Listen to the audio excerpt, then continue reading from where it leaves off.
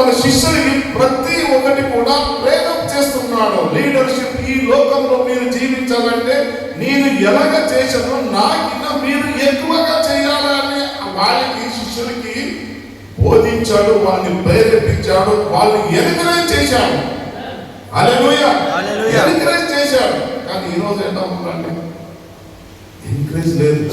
మంచి పాట పాడే వాళ్ళని కూడా డిసప్పాయింట్ చేస్తాం, మంచి మెసేజ్ ఇచ్చే వాళ్ళని కూడా డిసప్పాయింట్ చేస్తాం, మంచి వాయించిన వాళ్ళని కూడా డిసప్పాయింట్ చేస్తాం, మంచి వీడియో చేసిన వాళ్ళని కూడా డిసప్పాయింట్ చేస్తాం. సోదరు సోదరి, ఈ వార్త ఏం చేయాలి? ఎంకరేజ్మెంట్ చేయాలి, మనం ప్రోత్సహించాలి. యేసు ప్రభు తన శిష్యులలో యూదు ఆయనను నన్ను పట్టుకుంటాడు అనుకొని తెలిసి కూడా ఈయనను పట్టుకుంటాడు, ఈయన నన్ను అర్పిస్తాడు, నన్ను అపగిస్తాడు అని తెలిసి కూడా ఆయన ప్రేమించాడు, ఆయన కాలంలో వెళ్ళాడు. మరి మాకు ఎవరైనా వైరత్వం ఉంటే మనం ఎవరు కాలు పడతామా? ఎవరికైనా మనం వైరత్వం ఉంటే ఏమైనా సాయం చేస్తామా? మంచిగా ఆయన బిడ్డ, మీకు మంచిగా అట్లనే కావాలి అని మనం కోరుతాం. సోదరు సోదరి, మనం ఎప్పుడు కూడా ప్రేమించాలి, ఒకరినొకరిని ప్రేమించాలి. ఒకసారి ఒక దైవ సేవకుడు ఇంటికి ముగ్గురు వచ్చారు. నాకు వచ్చి దైవ సేవకుడు డోర్ కొట్టారు. వాళ్ళు ముగ్గురు వ్యక్తులు తెల్ల రూపంలో, వాళ్ళు ముగ్గురు వ్యక్తులు వచ్చేసి డోర్ కొట్టేసి ఇట్లా బయటికి చూసినప్పుడు ముగ్గురు వ్యక్తులు ఉన్నారు. ఏంటి మీరు ఎందుకు వచ్చారు? మీరు మమ్మల్ని లోపలికి రండి అంటే వస్తాం. మీ ముగ్గురు ఉన్నాం, ముగ్గురు 3 పేర్లు మనకు ఉన్నాయి, 3 పేర్లు మనకి ఉన్నాయి. ఆ 3 పేర్లు, ఒక పేరు ఏం ఉన్నదంటే, ఒకరి పేరు ఐశ్వర్యం, ఒకరి పేరు ఐశ్వర్యం, ఇంకొకరి పేరు ఆరోగ్యం, ఇంకొకరి పేరు ప్రేమ. ఈ ముగ్గురు ఉన్నాం, ఐశ్వర్యము, ఆరోగ్యము, ప్రేమ.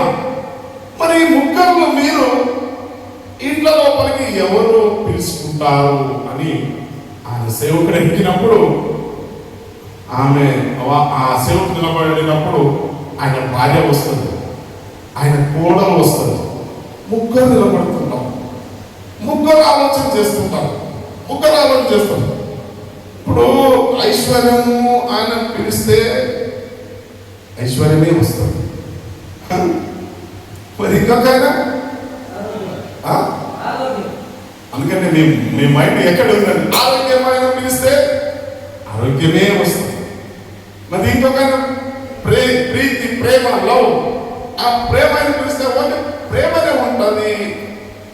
దైవ సేవకుడు ఆలోచన చేశారు, దేవుడు అందరినీ ప్రేమించండి అన్నాడు. ముగ్గురు మాట్లాడుకోండి. ఎవరిని పిలిచారు? ముగ్గురు మాట్లాడినప్పుడు ప్రేమ ఆయనని రమ్మని పిలిచారు. ప్రేమ అని ఆయన రమ్మని పిలిస్తే అప్పుడు వాళ్ళ ముగ్గురు ఏమనుకున్నారు? తండ్రి, కుమార, పరిశుద్ధాత్మ ఒకటే.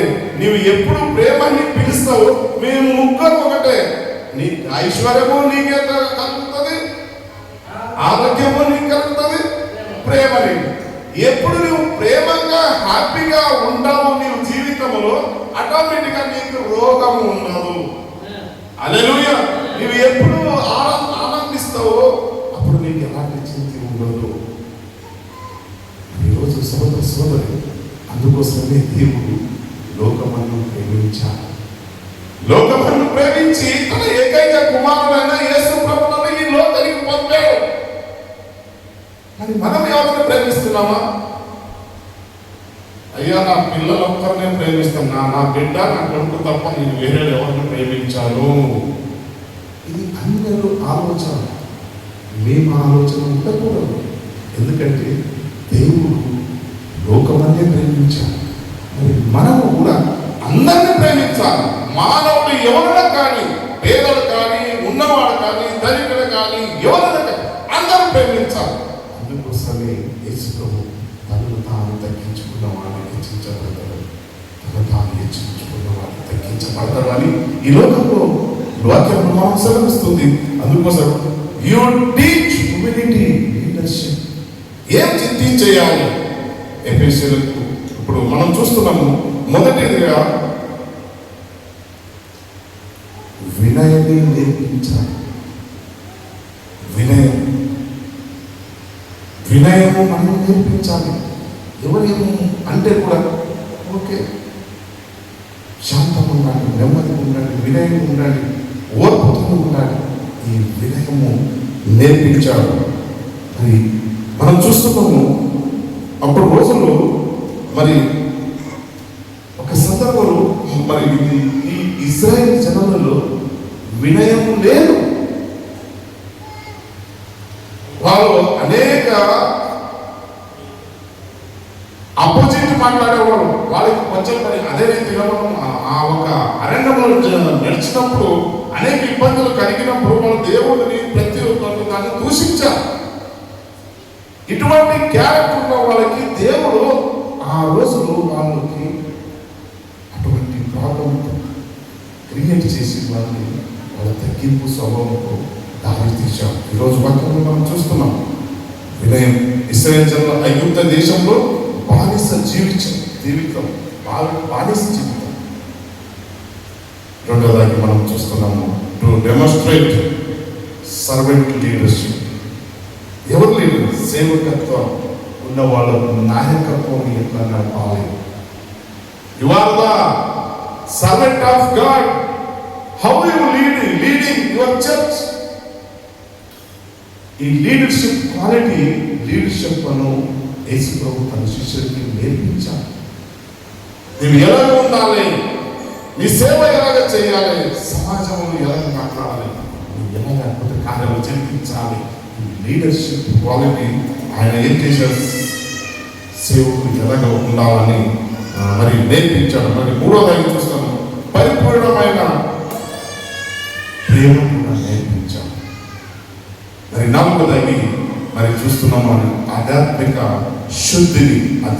శుద్ధిని శారీరక కడుగులు కాదు, కానీ పాపం నుండి మనం విమోచన కావాలి, పాపం నుండి మనము పారిపోవాలి అని ఆధ్యాత్మిక జీవన వదిలేసి నిత్య జీవం గురించి పరిగెత్తా ఉంటారు.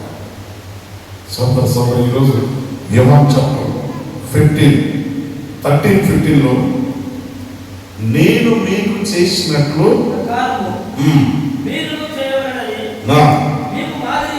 మీకు మాదిరిగా ఇలాగ చేశాను. దాసుడు తన యజమానుడి కంటే పంపబడిన వాడు తన పంపిన వాడి కంటే గొప్పవాడు కాదని మీతో నిశ్చయముగా చెప్పుతున్నాను. మీకు నిశ్చయం చదువుతున్నాను. మీకు నేను చేసినట్టు మీరు కూడా చెయ్యాలి. హల్లెలూయా. మరి నిజంగా మనము చేస్తున్నామా? ఈరోజు మమ్మల్ని పరీక్షించుకోవాలని ముఖ్యంగా దేవుడు నీతో మరి ప్రేమ చూపాలంటాడు, వినయముగా జీవించాలంటాడు, ఆత్మీయంగా ఎదగాలంటాడు, క్రీస్తు మార్గమును అనుసరించాలంటాడు. ఇవన్నీ ఫాలో చేస్తేనే మనము నిత్య రాజ్యానికి వారసులు అవుతాము. When you are following these all characters, then only you are reaching heaven. పరిశుద్ధ స్థానానికి మనం రీచ్ కావచ్చు. సోదరు ఈరోజు ఏదో ఆశామాషగా మన జీవితం లేదు. Is a planning for your life. మీ జీవితము దేవుడు ప్లాన్ చేసినాడు. మీరు ఎలాగ బతకాలి, మీరు ఎలాగ ఉండాలి, సంఘానికి వచ్చిన కారణం ఏంది? మిమ్మల్ని మీరు మార్చుకోవాలి. వాక్యం ద్వారా మీతోని దేవుడు మాట్లాడుతున్నాడు, నేను మాట్లాడతలేదు, దేవుడు మీతోని మాట్లాడుతున్నాడు. You have to change. మీరు చేంజ్ కావాల్సిందే. దేవుడు వాక్యములు మనకు సెలవిస్తున్నాడు. మరి యోహాను చాప్టర్ అదే 13:1-17 1 తిమోతికి 5:10 ఒకసారి చదవాలని. 1 తిమోతి 5:10 తొందరగా మనకు టైం లేదు కాబట్టి ఫస్ట్ తిమ్మతి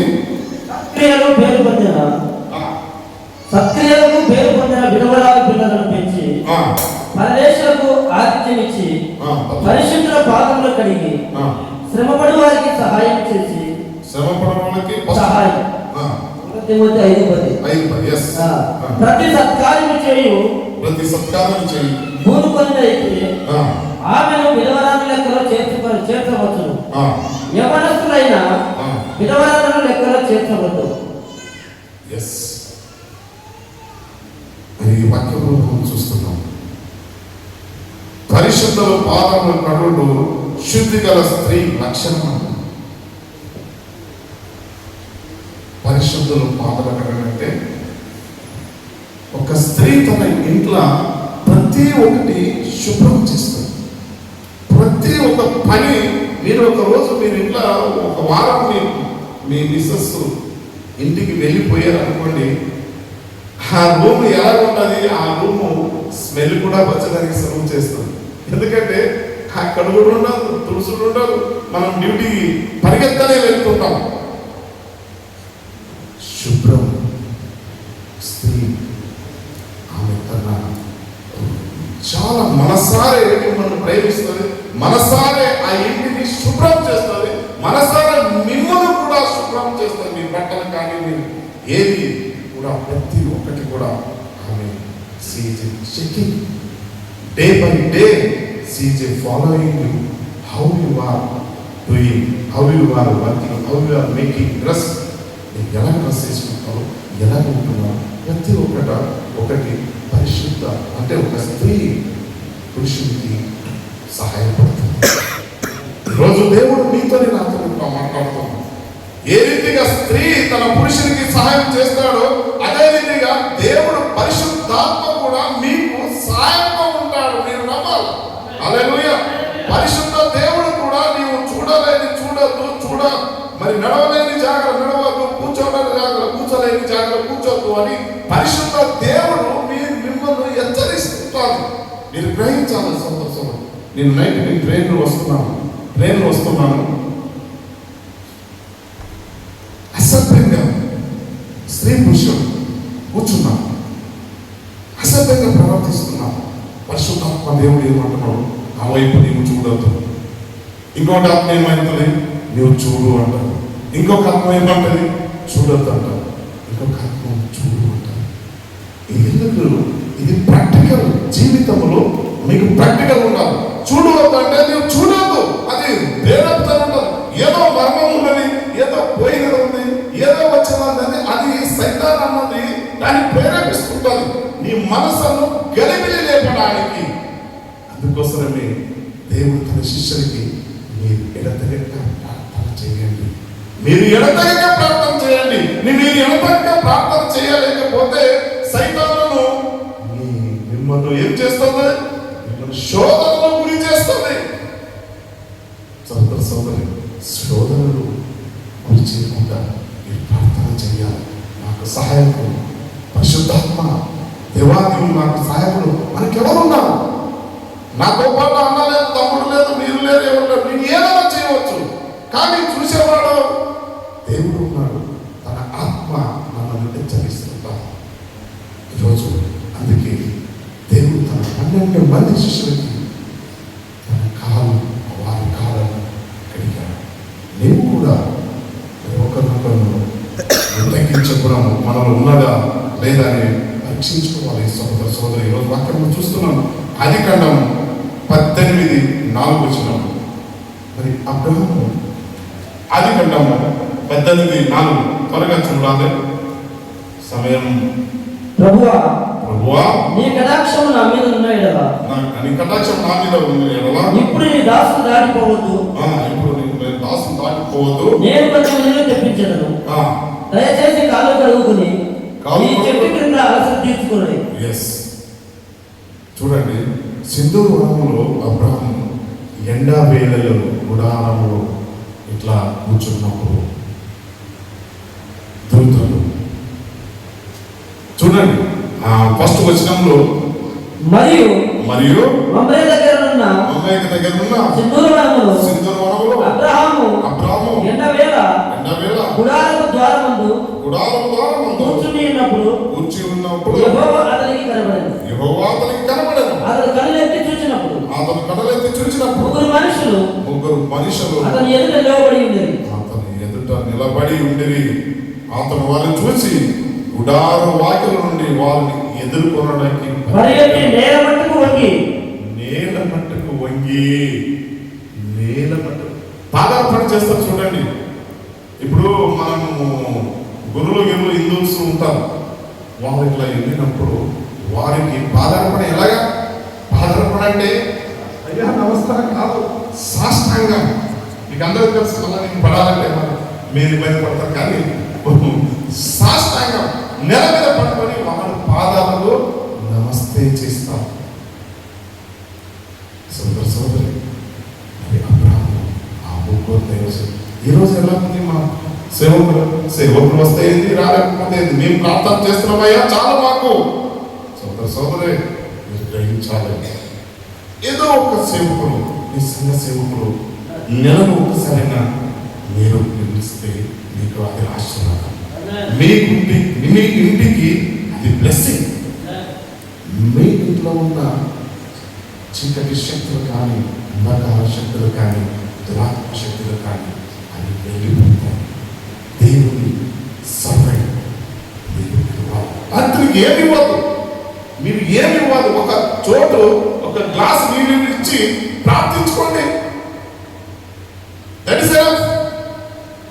ఎవరైనా కానీ దైవ సేవకులు మాక్సిమం ఏ సంఘంలో మీరు వాక్యం ద్వారా హెచ్చరించబడతారు, ఏ సంఘంలో మీరు వాక్యం ద్వారా అభివృద్ధి పొందుతున్నారు, ఏ సంఘంలో మీరు వాక్యం ద్వారా బలపరచబడుతున్నారు, ఆ సేవకుని పిలిస్తే మీకు ఆశీర్వాదం, మీ కుటుంబం ఆశీర్వాదం.